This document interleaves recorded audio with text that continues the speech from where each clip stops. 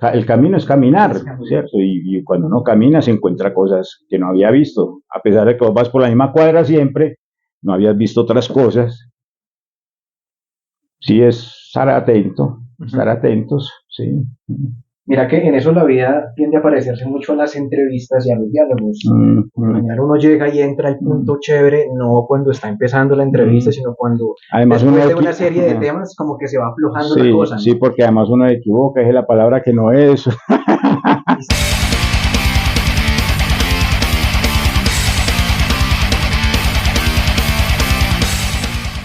Parceros, bienvenidos a un capítulo más de El Metalero y hoy estamos con uno de los capítulos y uno de los entrevistados más prometidos a lo largo de los últimos meses. Para mí es todo un honor tener aquí en Bogotá al señor Víctor Raúl Jaramillo, más conocido como Piolín y que bueno, estuvo rompiéndolo en Fontibón hace unos días. Víctor, ¿cómo vamos? Bien, hombre, Juan, un poquito con calor, ¿o no? Un poco. Pasa cuando hace Está haciendo un tanto, buen sol en Bogotá, tanto calor en eso está bien, Bogotá eso y está como que bien. las No, luces no, bien, tampoco ayudan mucho en vamos ese bien, sentido. vamos bien. Pero bueno, Víctor, digamos que la idea es justamente, iba a decir que entrar en calor, pero pues ya queda como un pleonasmo, Sí, hermano. sí, no. Ah, Pues Víctor, vos tienes varias cualidades, varias particularidades dentro de la escena del metal colombiano, además de ser músico, cantante de Reencarnación, pues sos escritor. Y creo que indudablemente pues ese es un rol que va siempre muy paralelo a todo lo que haces. Y me gustaría empezar por ese último libro al que le estás dando pues digamos que una difusión muy importante, creo que se llama Altares, sí, y que es sí. un homenaje grande, exhaustivo a poetisas, a mujeres que hacen arte Bueno, escrito. digamos que es un homenaje pues muy personal y de alguna manera pues honesto, pero tampoco pues muy exhaustivo porque hay muchísimas mujeres pues que han valido mucho la pena, pues todas valen la pena, pero queremos decir con esto pues que la historia ha reconocido muchas mujeres y también ha dejado de reconocer otras, ¿cierto? Que de todas maneras no hacen parte del libro porque pues es imposible abarcarlo, sería pues escribir una enciclopedia, imagínate pues más grande que la suma teológica, pues, ¿cierto? Pero pero sí es como la intención y el libro realmente salió fue como porque ya tenía cara de libro, pues él mismo lo fue pidiendo. Yo fui tomando apuntes sobre algunas cosas que iba viendo, algunas mujeres como que me llamaban la atención, cositas, ¿cierto? Y un momento a otro eso se fue agrandando.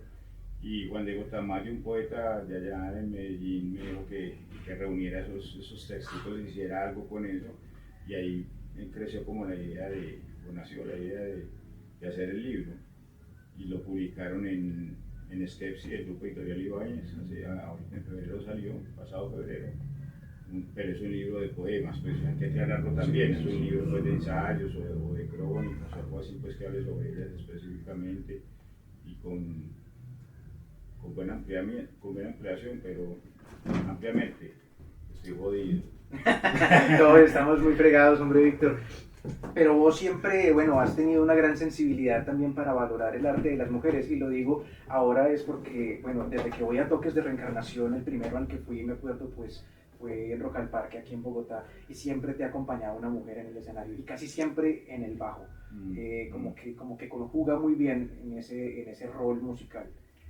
Pues no había mujeres hasta hace unos 12 años más o menos, 12 años, que entró Laura a tocar el bajo, estábamos con Martín en la batería, estaba Caifás, Camilo pues estaba en la guitarra, que él me estaba reemplazando, porque yo antes tocaba la guitarra durante todo el tiempo de la banda, pero por problemas de neuropatías tuve que dejar de tocar y yo me dediqué a la voz. Y el bajo lo tomó Laura, que era la pareja, que es la pareja de Martín, y ya después de que terminó pues como esa alineación, pues por algunos contratiempos, incorporamos pues a Mariana en el bajo y a Julián en la batería, ¿cierto?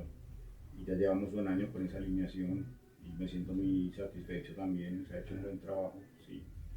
Bueno, me diste pie para un tema que le quería preguntar y era el Víctor Raúl, guitarrista, al que, bueno, pues como tú lo dices, desde hace unos años no lo vemos tocando la guitarra en vivo, pero pues por toda la historia de Reencarnación hemos visto intervenciones importantes de guitarra y me gustaría saber pues cuál es de pronto esa relación que tienes con el instrumento actualmente, por supuesto teniendo en cuenta el asunto de salud que nos mencionaste. Y bueno, durante esos años de guitarra, ¿cómo te enfocaste? ¿Qué te gustaba componer? ¿Cómo fue ese inicio con las cuerdas?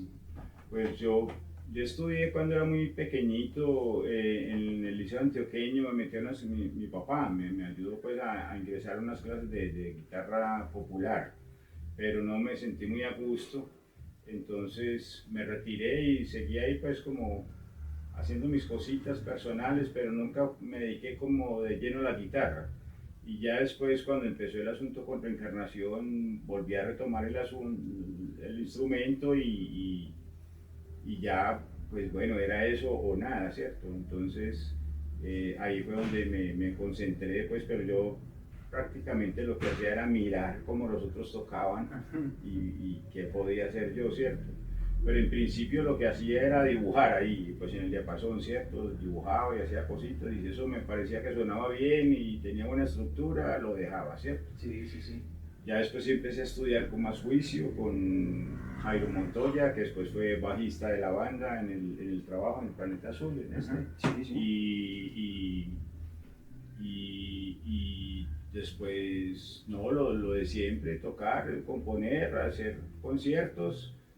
Y cuando empezaron ya como los problemas neuropáticos, pues ya definitivamente tenía que dejar la guitarra porque, o sea, tocar 1 minuto, 2 minutos seguidos ya es durísimo para mí. Incluso cuando estoy escribiendo, pues me toca hacer pues pausas, etcétera, porque es jodida la cosa. Claro. Bueno, yo supongo pues que eso también tuvo mucho que ver como temporalmente con el lanzamiento de un disco que fue pues importantísimo, creo que casi todos lo conocemos, que viene siendo el conocido primer larga duración del metal colombiano. Sí. Digo que tiene que ver pues como en esa época de creatividad inicial, que es el 888 Metal, que tuvo además un homenaje enorme en Fontibón. Víctor, ¿cómo llegas a ese concepto de los 3/8 tan interesante? Sé que en algún momento como que habías compuesto una canción llamada Reencarnación de la Luna y que de ahí surge el nombre Reencarnación, y que una de las canciones importantes de acá, Funerales del Norte, Funeral del Norte, se llamaba Abortus. Sí. Bueno, ahí hay varias cosas. El 888 era, digamos que un capricho mío porque en principio yo no quería como sonar como todas las bandas o tener el estereotipo del 666, ¿cierto? Pues ahí entonces dije, me voy a inventar otra cosa. Y el 8 me parecía pues como muy satisfactorio pues por varias razones, también por el infinito, bueno, etcétera. Alguien dijo por ahí que el 8 era un infinito excitado, ¿cierto? Bueno, sí. Y además me gusta el 8 al doblarse conforma un 0, bueno, son varias cosas pues. Y era básicamente eso, o sea, no querer estar ahí como encasillado donde todo el mundo metía a todas las bandas, ¿cierto? Del momento pues, porque el 666 pues es una nomenclatura pues muy fuerte, ¿cierto? Entonces era como eso, bueno. Y lo de Funeral del Norte, de los primeros temas que empecé a componer, que fue Abortos, que era pues como un tema donde hablaba de Piedad, Vicky y Yolanda, que después conformaron Fértil Miseria. Ellas se hacían llamar Las Abortos. Y ese tema era pues, éramos muy amigos, muy parceros, somos muy parceros. Y entonces era eso. Pero trascendiendo, ya después entré a tocar con Federico López, con Germán Villa, bueno, ese fue como atravesando un montón de gente hasta que quedamos el gato y yo. Sí. Y yo ya me dediqué de pleno a la guitarra y el tema quedó como Funeral del Norte, pero en principio el coro era ese, abortos. Okay. Pues quedó. Que Funeral del Norte tiene una letra, digamos, muy crítica contra el sistema capitalista representado en su gran imperio, ¿no? En los Estados Unidos. Por supuesto, sí. Pero mira que para seguir con el tema de Piedad, Vicky y Yolanda, después hubo un tema que se compuso en el 88 después de haber sacado el primer demo, El Dioses Muertos, que hace parte ya de este LP. Sí. Y ese tema se llama Nexus Universalis, y ese tema es lo que en principio va a ser abortos, ¿cierto? O sea, yo quedé como con la deuda de ese tema, ¿cierto? Y Nexus Universalis plantea pues como esa relación con estas muchachas que hemos sido pues como cercanos. Sí. Qué chévere. Aparte pues de ser como el primer larga duración del metal, se convierte en la pieza clave del ultrametal, que es como un concepto muy de Medellín, que además pues da pie para un montón de historia. ¿Vos cómo definirías el ultrametal?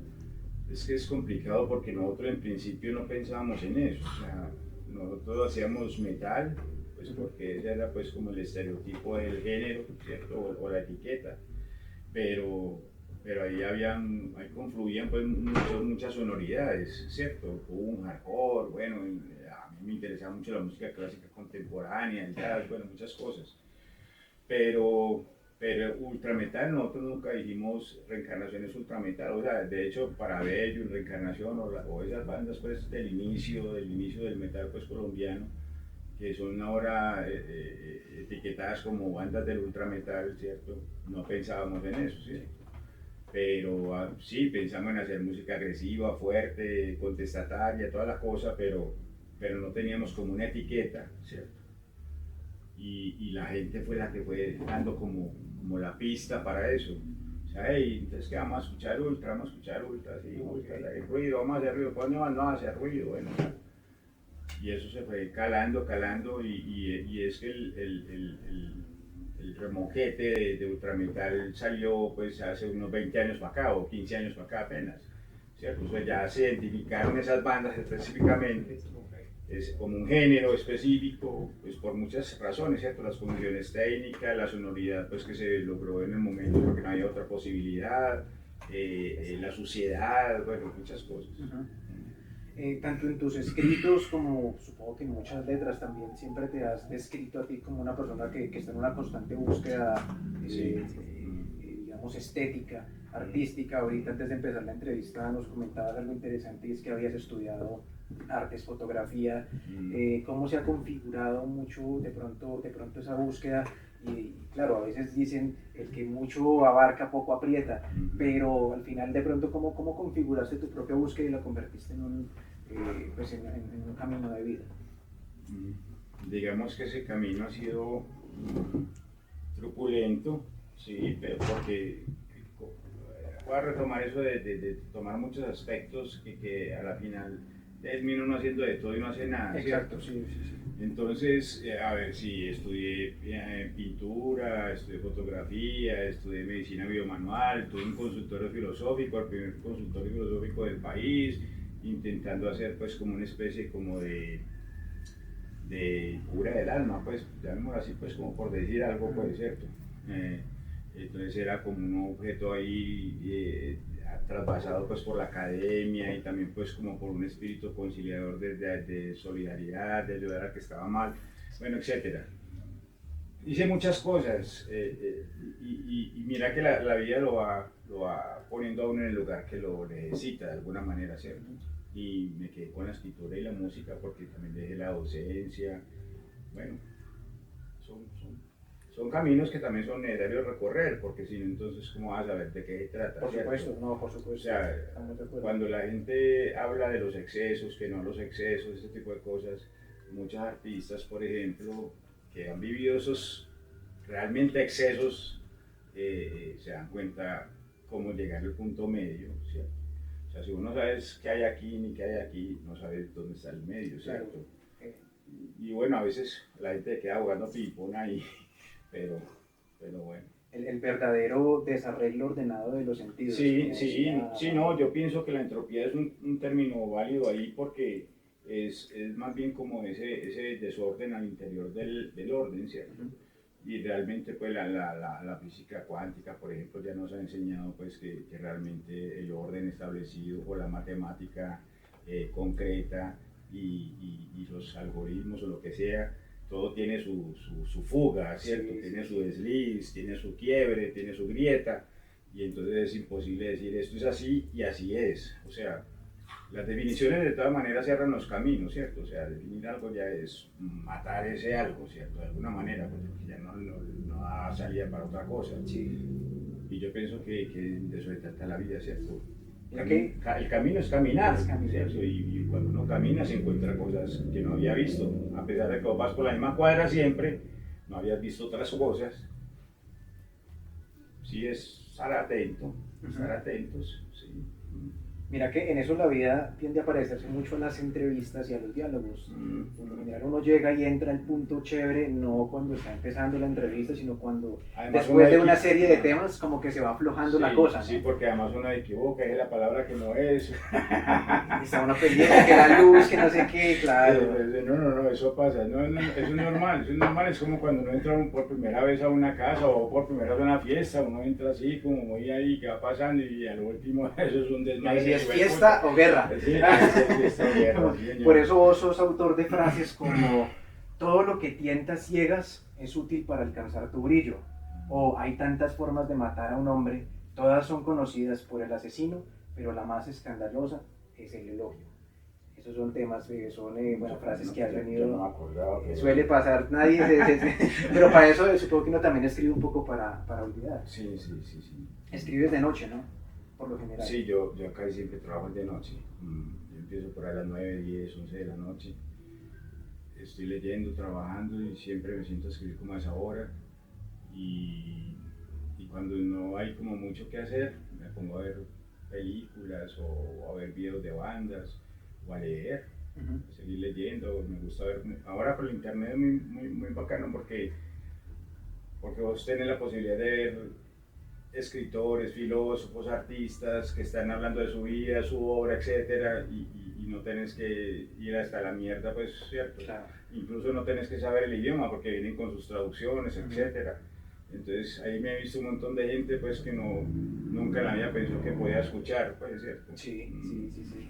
Actualmente, ¿qué andas leyendo o qué sueles leer en general? ¿Lees antes de escribir? Bueno, ¿cómo funciona? No, pues yo más leo que escribo, ¿cierto? Pero que ando leyendo. Por ejemplo, ayer, pues yo llegué ayer después del concierto de Juntibón a quedarme acá y me encontré en agosto nos vemos de García Márquez. Y me encontré unos cuentos que sacó, ¿cómo es que se llaman? En Libros al Viento. De acá, sí, la editorial Libros al Viento. Creo que es un plan de lectura acá de la alcaldía. A ver si lo encontramos acá. Mira, el amarillito con blanco. Este de acá. No, aquí a la mitad. Este es el de García Márquez y este es el de... Niveles de buen plan. Mira lo que son estos, güey. Mira este. Ok. Mira, Libros al Viento. Libros al Viento. Entonces me leí estos dos en la noche. Porque igual pues no tenía mi computadora aquí. Y acá está Altares, que es el libro del que hablábamos al principio. No, del que mal hablé al principio. ¿Te parece que hablaste mal? Sí. No, es que yo no soy bueno para hablar, hombre. Yo a veces me encarreto con la gente y tal, pero es que los asuntos así con cámaras y que es tan formal, como tan que vamos a hacer la cosa. No, relajado, Víctor, que esto no es un medio así. No, yo sé que eso es así, pero es que no deja de incomodar a la gente ahí como... Tiene su propio, claro, tiene su propia carga. Y sí, no, por supuesto, pues, o sea, hay gente que lo hace muy bien, pues, pero yo conozco gente que se hace detrás de cámaras, hace cámaras y está frente a las cámaras. Okay. Y siempre dicen que los niveles son diferentes. Sí. O sea, ellos saben, Víctor Gaviria dice que él al frente de las cámaras es muy torpe, ¿cierto? O sea, cuando lo están filmando y le están preguntando, él mismo dice que es muy torpe, por ejemplo. Pero bueno. Es que importa, además vas a estar en varios documentales, varias entrevistas, varios reportajes. Hay que recoger todo eso y editar y sacar al menos 10 minutos cada una. Suele pasar con absolutamente todo. Me acabas de hacer caer en cuenta de algo y es, a mí me quedó desde el sábado que fue el concierto de Fontibón una pregunta. Vos terminaste una canción y ibas a decir algo y dijiste, no, mejor no digo esto porque nos cierran acá el chuzo. Yo dije, tengo que preguntarle a Víctor qué es lo que iba a decir. Ya no me acuerdo. No, hombre, no fregues. Ya no me acuerdo. No, es que eso fue en el concierto. Ya sabes. La memoria mía es muy... Bueno, está bien. Perdón. No me hace caso. A veces la memoria mía es muy anarquista, hermano. Eso llega cuando ya la gana. Es compleja, es compleja, es compleja. Víctor, sigamos hablando un poco como de las producciones. Obviamente ya hablamos de ese trasfondo pues inicial de Reencarnación, donde entra a jugar el punk, donde entra a jugar el hardcore, el metal extremo. Personalmente creo que hay un poco como de thrash y un poquito de black. Sí, también, claro. ¿Cierto? Sí, Pero claro. hay discos de Reencarnación, más que discos, álbumes, que son completamente conceptuales, que son completamente instrumentales. Se me olvida el nombre del álbum, pero la canción clave es Visiones Terrenales. Visiones Terrenales es uno que es totalmente instrumental. Y el anterior a ese es El Egipto, que es un proyecto pues muy, digámoslo como muy sui generis. Digamos que en el plano del metal o de lo que veníamos nosotros haciendo es una ruptura total. O sea venís hasta aquí, saltás, volvés al metal, pero este vacío es El Egipto y Visiones Terrenales, ¿cierto? Sí. Y ahí es donde todo el mundo se cae. Sí. Yo tuve un problema, yo ya lo he repetido muchas veces, tuve problemas con gente porque había sacado ese disco, que hijo de puta, que cómo así. Pero problemas a qué nivel, o sea, y porque con Reencarnación, que hubiera acabado con otro nombre, que no cree que es una reencarnación, bueno, etcétera. Cosas que igual era comprensible porque en otros, no tanto ahora, pero sí tuvimos una época muy radical, ¿cierto? O sea, ayer conversando con Juan, el dueño del apartamento, y con Catalina, y me decían que si yo me escribí en algún momento con la gente de Mayhem, por el contacto pues que se ha hablado tanto pues de la influencia y que no sé qué, y yo decía que yo me llegué a escribir con Death 2 o 3 veces, que si yo conservaba las cartas y no, yo llego un día en que cogito de acostalaba de cartas de todo el puta mundo que me llegaban y yo boté a mierda. Y yo, ¿para qué? Sí. Y ahora es cuando uno dice, está bien. Cierto. Pero bueno. Pero, o sea, pues como un poquito a manera de chisme, si lo puedo decir así, ¿a qué nivel pues llegaron de pronto esas críticas? No, tampoco fue pues un asunto pues que te vamos a matar por eso, pues no, pues encuentros ahí furtivos de gente enojada pues conmigo, sobre todo pues por lo que se había hecho. Aquí en Bogotá tuvimos un concierto en el 90 y piquito, 95 más o menos, 96. Y un muchacho salió detrás de mí a pegarme, entonces los muchachos me desmontaron en una camioneta y nos fuimos. Estaban muy enojados que porque había salido el Egipto. Sí, tuvo que ser en el 96 porque había acabado de salir. Sí. Fuerte el asunto. Bueno, me gustaría preguntarte un poco también como por el asunto del tocar en vivo, es algo bien interesante. Quiero partir, para mí, pues que creo que es un hecho importante, la visita que ustedes tuvieron a Alemania hace más o menos que 5 años aproximadamente. Sí, yo creo que 5 o 6 años, sí. Que fue una salida importante de Reencarnación. De hecho, en esta edición, en este Digipack, aparecen 3 canciones que se tocaron en vivo en ese momento. Y pues me gustaría preguntar fue en Berlín, en el concierto de Berlín. Por ese festival, por ese concierto de Berlín. Éramos la primera banda colombiana que iba a tocar a Alemania, en toda pues como de estos géneros o de estas etapas pues del ultrametal, que no sé qué. Tocamos en el Teatro Columbia, además, tremendo. De todas maneras, la gente parece que buscara una igualdad que no existe, porque los terrenos mentales, los imaginarios, las maneras de expresión, de alguna manera el idioma marca muchas diferencias en el modo de ver, de pensar, de actuar, ¿cierto? Entonces son diferentes, pero mira que la música ya es otro cuento, ¿cierto? O sea, cuando empezamos a tocar, la gente estaba conectadísima, ¿cierto? Entonces uno dice, sí, la música, y uno viendo las otras bandas también, aunque de alguna manera uno no las conocía todas. Es un festival muy grande, son tres días.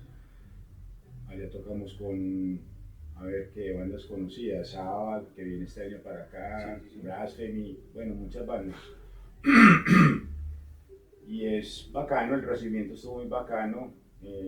Yosuke Konishi, que es el que organiza el festival, un japonés de la Nuclear War Now, estaba muy inquieto, un poquito como sorprendido, porque en 5 festivales que él había hecho en Berlín, fue el primer festival en que la gente poguió. ¿cierto? Hubo poco en ese festival. Entonces él estaba como sorprendido, aquí la gente no hace eso, pues, Sí. ¿cierto? Entonces, pero también habían pues muchos latinos. Claro. Sí, es una cosa bonita también porque ahí ya no hay diferencias, ¿cierto? Somos metaleros, somos hermanos. Lo que yo suelo llamar la familia del mundo, ¿cierto? La familia del mundo. Sí. De hecho, el 888 al final termina con un convivencia, ¿no? Sí, Que también. tiene que ver mucho con... Al inicio terminaba con sabiduría, evolución y muerte, pero era por el ejercicio de lo que estaba pasando en Medellín en esa época, al momento de la composición, ¿cierto? Una ciudad violentísima, caótica, o sea, la vida no valía un peso, ¿cierto? Entonces ese era como un estigma fuerte, entonces era una manera como de evidenciar, de testimoniar lo que estaba pasando, pero de pronto, pues, ¿para qué seguir alimentando esto? Hagamos otra cosa. Y pasamos pues a convivencia que termina siendo mucho más... Sabiduría, evolución y convivencia, sí. Claro, una apuesta un poco más como por la paz. De todas las veces que has tocado en diferentes lugares de Colombia, obviamente independiente de tu Antioquia natal, en realidad eres de Sonsón, no de Medellín, Sí. ¿cuál concierto o cuál tierra o ciudad te ha marcado más? Que tú digas que chimba era tocar a Bucaramanga, o a Pereira, o a Bogotá, no lo sé. No, más que ir a un lugar como tal, así como en una situación geográfica, pues, etcétera, es más bien como la conexión con la gente. Y en todos los lugares hay diferentes tipos de conexiones, ¿cierto?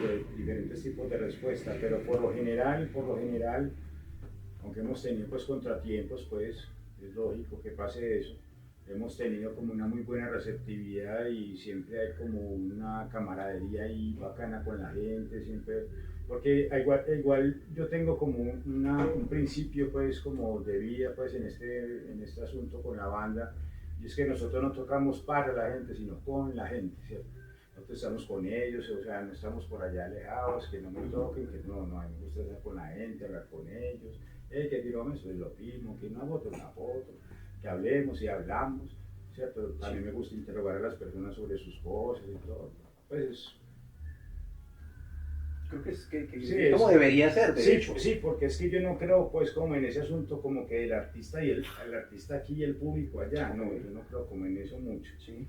A veces toca hacerlo dependiendo de las características de los eventos, ¿cierto? Pero por lo general me gusta estar pues como conversando con la gente, o al menos estar ahí pues como con ellos, pues parchando, pues. Claro. ¿Cómo te sentiste recientemente en este festival local distrital que se hizo en Fontibón, que ustedes cerraron y que desde mi punto de vista creo que llegó muy buena gente a lo último a pesar de un clima que estaba bien difícil? Sí, no, muy bien.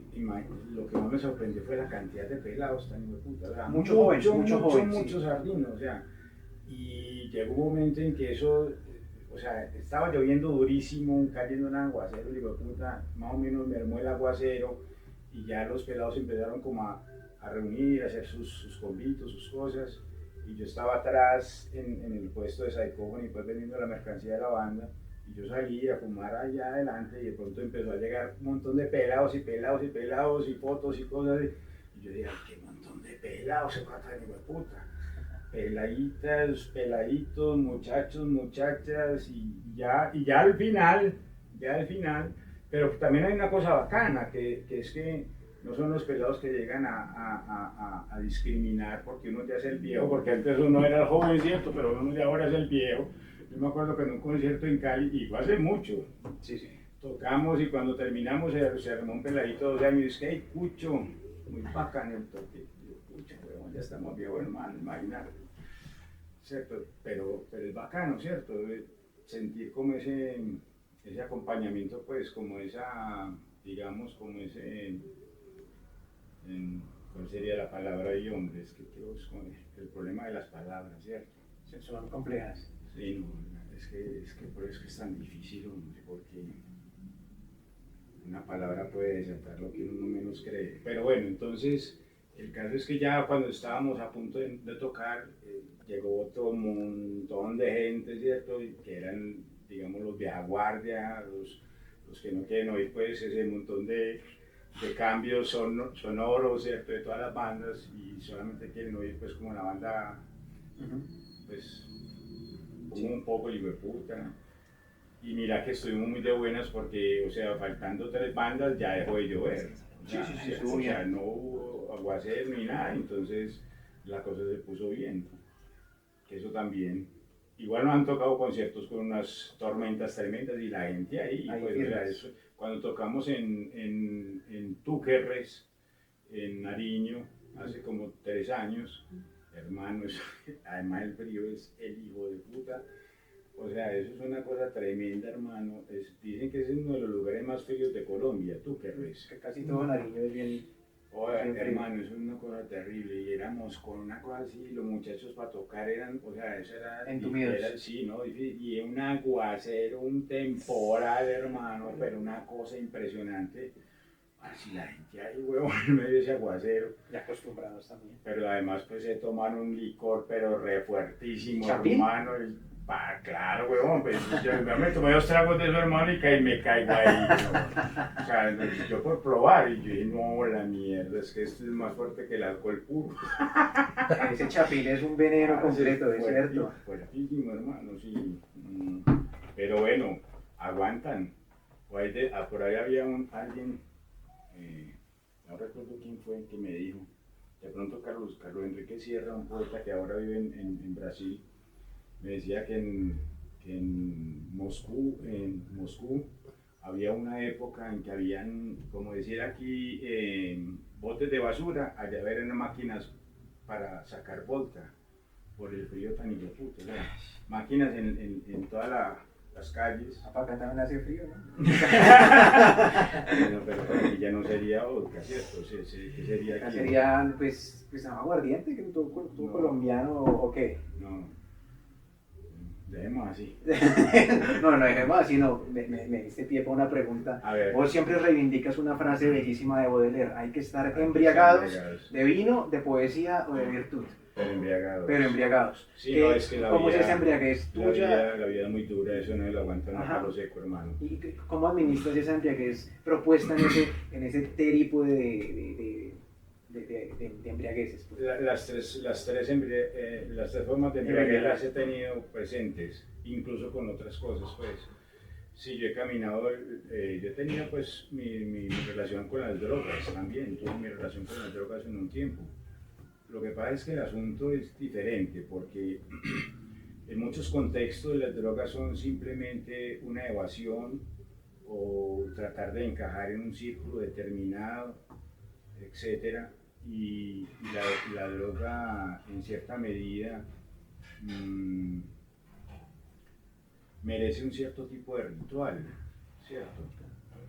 Y hay drogas de drogas, ¿cierto? Pues, o sea, drogas que son ilícitas, pero que también pueden ser consejeras o maestras de algunos aspectos de los estados alterados de conciencia, como otras drogas, porque, por ejemplo, la escritura para mí es una especie de éxtasis también, ¿cierto? O sea, yo no soy de las personas que está peleando con la página en blanco y que es difícil escribir, no, yo me suelto ahí y gozo escribiendo y armando cositas y me río y me gozo.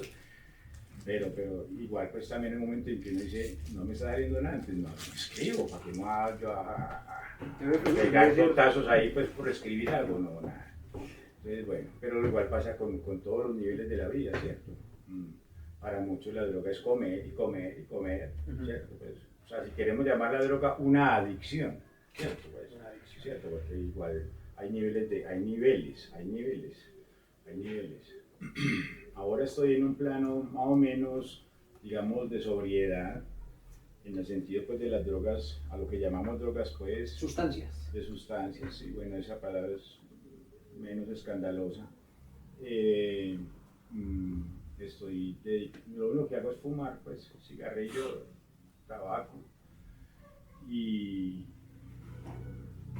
leer mucho, mucha música y ya, eso es lo que estaba haciendo ahora. Que son igual drogas en sí mismas, ¿no? Sí, es que hay aspectos de la vida en que se van volviendo, digamos, como muy un recurso a veces hasta automático incluso, ¿cierto? Como que uno está haciendo una cosa y de pronto se da cuenta y dice, ¿por qué estaba haciendo esto, cierto?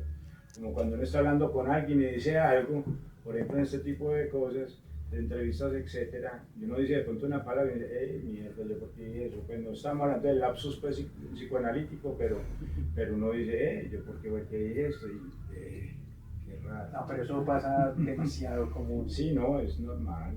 Y a mí que hago el ejercicio de preguntar a veces también digo, ¿por qué sí me salió así? Pero eso está bien, eso está bien. O sea, es que yo creo que este tipo de situaciones no debería obedecer a una página con 23 preguntas específicas, sino a 2 o 3 preguntas claves que te dejen, y dejar que te dejen rodar y caminar por ahí, porque es que, imagínate, pues, o sea, a veces cuando uno está entrevistando a alguien, uno dice la primera pregunta y ya con esa tiene para conversar todo el tiempo, ¿cierto? Sí, y la idea, desde mi punto de vista, es que una entrevista sea eso, sea un diálogo, sea una charla, sí.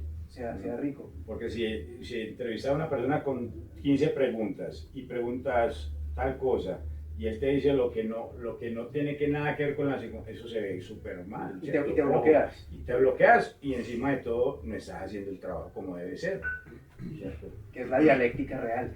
El diálogo, más bien, la dialógica. La dialógica. La dialógica Sí, es otro asunto pues, filosófico diferente. Y este señor que sí sabe de filosofía realmente. Hombre, Víctor, a mí me gusta hacer como una especie de juego de palabras, que yo sé que a vos te gustan los juegos de palabras, y te voy a decir nombrecitos digamos de artistas en general, y tú de una manera muy breve puedes reaccionar con alguna palabra. Te los voy a decir así sueltas, que van saliendo, van llegando. Jaime Jaramillo Escobar. Un maestro, un gran poeta. Héctor Escobar Gutiérrez. Héctor Escobar Gutiérrez, es que es difícil, porque además de poeta tuvo unos nexos oscuros muy fuertes, pero también hubo una especie como de teatralidad en la manera en cómo se fue dando él a conocer y como muchos lo veían. Entonces yo creo que la palabra para él sería incomprensión, por ahora, incomprensión. Jason Werbach. No sé quién es. Dagon de Inquisition. Jason. No, un amigo. Alex Oquendo. Amigo. Caifás. El hermanito ahí de la banda. Habichuela. No. Ese man es un peso. Esa Habichuela. Federico López es una persona de una calidad humana, sobre todo, pues impresionante. Y es una persona que ha hecho cosas muy grandes en el mundo de la música, y no solamente estamos hablando de metal, de la música en general, pues incluso la comercial, pues la del mainstream. Y sin embargo Federico siempre está ahí conservando su nivel abajo, su bajo perfil, él sabe lo que tiene, y lo ofrece, pero nunca está dándose a mostrar como yo hice esto. Pues, Federico es una persona, yo creo que es próximo a la sabiduría, muy cercano a la sabiduría. O sea, cuando hablo de la sabiduría, hablo del modo de saber vivir bien sin tenerse que meter en problemas. ¿Cierto? Es como eso, es más bien como mucha prudencia. Alejandra Pizarnik. Alejandra Pizarnik.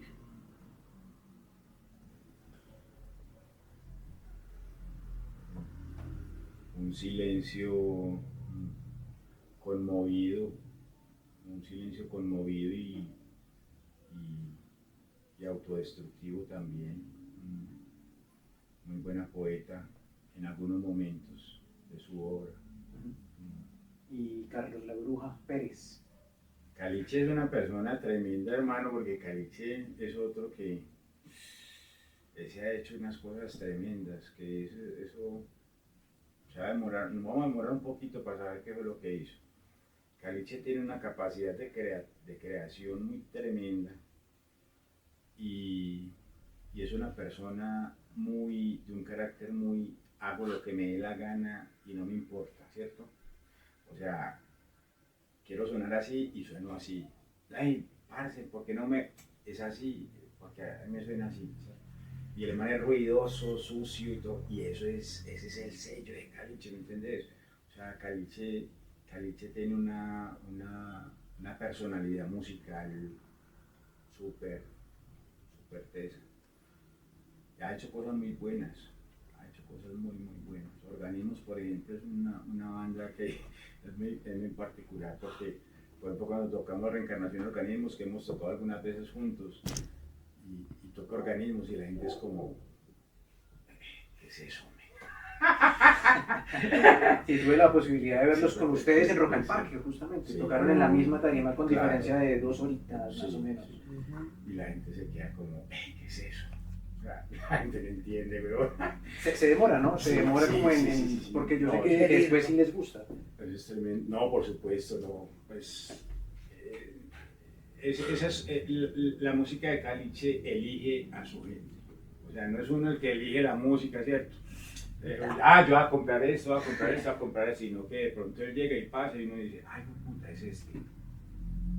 ¿Vos sientes que con Reencarnación pasa eso? ¿Que Reencarnación escoge a sus oyentes o los oyentes? Hay trabajos, hay temas que posiblemente puedan ser más bien como difíciles de encarar, pero por lo general Reencarnación es, digamos, una música pensada, sentida, honestamente, y lo que nos interesa es que a nosotros nos guste, ¿cierto? Y ya lo demás es lo demás. Uh-huh. Y si hay trabajos, por supuesto, volvemos al Egipto, volvemos al Visiones Terrenales, el Alucinógeno es un trabajo rarísimo. Me encanta. Es un trabajo rarísimo.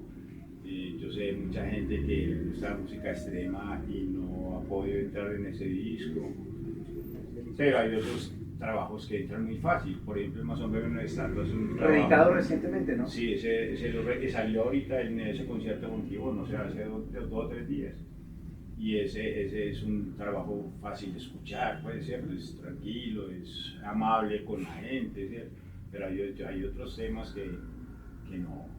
Y a veces uno no lo piensa así, sino que el mismo tema te va diciendo, hey, no es por ahí, es por aquí. Entonces uno tiene que, para uno también es difícil, porque uno como que quiere hacer algo y el tema no deja.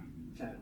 Pero pasa con la escritura pasa con la escritura también. Uno está escribiendo, uno tiene una idea, tiene como un concepto más o menos claro y empieza y de un momento a otro eso se fue por lo menos pensaba y la escritura va diciendo, ¿cierto? Lo que sea, cuento, poema. Sí. Uno tiene que hacer caso. Ese es realmente el duende, el que llamamos a García Lorca el duende, ¿cierto? Es eso, ¿cierto? O sea, estar atentos, saber escuchar qué es lo que la poesía tiene para decir, ¿cierto? Y por eso el poema puede cargar poesía, pero no todos los poemas son poesía. Es cierto. Por eso. ¿Algún trabajo de los de Reencarnación que vos valores de manera más especial, que sea tu favorito? No, todos tienen como su porqué, pero para no siempre estar pegados de los inicios, yo creo que el Caosmos es un trabajo muy bien hecho, hermano. O sea, el concepto del Caosmos es redondito, es un trabajo redondito, o sea, ese trabajo es muy bien pensado, hermano. Y mira que no todo, pero buena parte de ese trabajo lo terminamos en el momento de estar grabando. O sea, yo les decía, hagamos esto, lo otro, Martín se enojaba, no, bueno, hagamos esto, pero ¿cómo así si el tema no era así, que se emputaba? No, parce, vamos a hacer esto, tanta. Y el problema conmigo es que yo entro al estudio, hermano, y me enloquezco, y ya empiezo a hacer otras cosas, y ya, no, hagamos esto, metámosle esto, y ese trabajo en cierta medida se terminó de construir en el momento de la grabación, y ese trabajo es...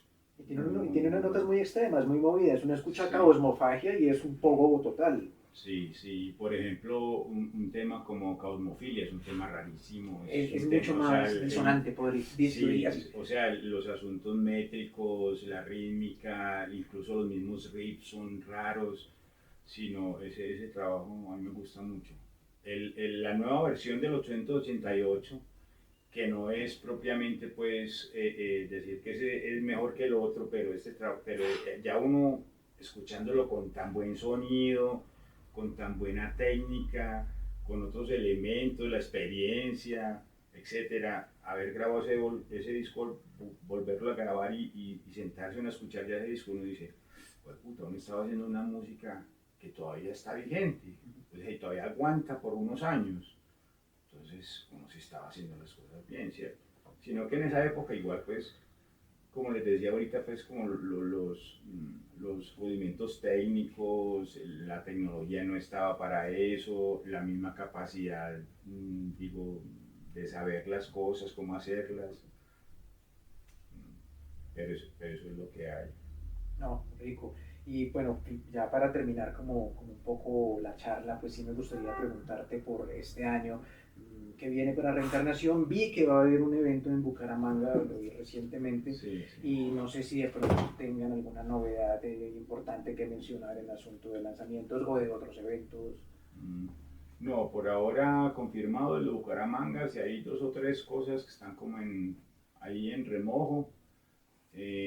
Pero lo que, a ver, como un anuncio así, pues como que uno diga sorpresa, no, pero sí estamos empezando a componer otro trabajo. Ah, bueno, están en trabajo de composición. Estamos en proceso de composición con la nueva alineación, vamos a ver qué pasa, pues, porque también imagina, también ve, eso es una cosa que siempre que tengo que decir, nunca la digo, es Por favor.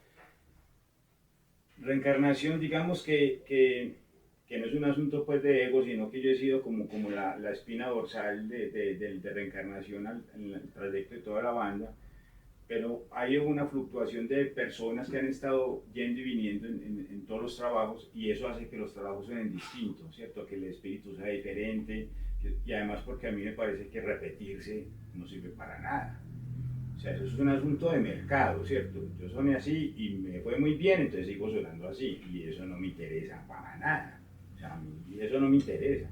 Me interesa hacer una obra que valga la pena, ¿cierto? Y ya. Pero entonces lo que quería aclarar es que, claro, con ese ir y venir de las personas, y como ya uno va cambiando también de la mente está en otra parte, uno ve otras cosas, escucha otras cosas, los sonidos son diferentes. Y entonces ha habido momentos en que se han encajado muy bien, ¿cierto? Entonces hay 2 o 3 trabajos que uno dice, puta, esos son los trabajos de la encarnación. El Se puede ir sin Dios es un trabajo muy bueno, son temas cortos, súper contundentes, es de una calidad de puta, y encima de todo es un trabajo donde yo no tenía nada que decir. O sea, el solo nombre del disco ya lo había dicho todo, Se puede ir sin Dios. Yo lo que hice fue gritar. O sea, ese trabajo no tiene letras. Yo lo que hice fue gritar. Sí, son muy cortas realmente las... No, es que no hay letras, es que no hay pues, no moral, que es como no. Moral, sí, no, moral, solamente a estos 2. Se puede ir sin Dios, que se repite 2 veces. Se puede ir sin Dios, y no moral, y ya, se acabó. El resto son puros gritos. Volvemos y a uno se le olvida. Sí. No, a ese no. Sí, exacto. Puros gritos, porque, o sea, porque tienen que tener letra, pues, ¿por qué? No necesariamente. El título y la misma estética visual del disco también te dice muchas cosas, ¿no? Sí. Este es un trabajo, esta carátula es de Alexis Vélez Rodríguez, un artista tremendísimo, que es el vocalista y baterista de Organismos, precisamente. Ah, ok. No sabía que era él. Víctor, te voy a pedir un favor. De estos 2 libros que son pues completamente tuyos, agarra cualquier página al azar y te lees esa frase que nos salga en este momento, al azar. Al azar. Sí. Sin lugar a dudas experimentamos un círculo vicioso, sangriento y perverso donde el mismo hombre mata sin razón alguna, sin medida alguna, sin compasión alguna, como ningún otro animal lo ha hecho jamás. Así lo canta Álvaro Mutis, y busquemos un refuerzo en Henry Miller, cuando hace un llamado al respeto mutuo, comillas. Dejémoslos de asesinarnos los unos a los otros. La tierra no es una guarida y tampoco es una prisión. La tierra es un paraíso, el único que llegaremos a conocer. No tenemos que convertir la tierra en un paraíso, ya lo es. Solo tenemos que hacernos dignos de habitarla. Cayó bien, ¿cierto? Cayó perfecto para este círculo vicioso de entrevistas. Está muy bien. Que siempre se están buscando. Víctor, un honor y qué bacano haber tenido esta oportunidad de charlar. Para mí un espacio soñado y gracias por estar siempre aquí en esta capital.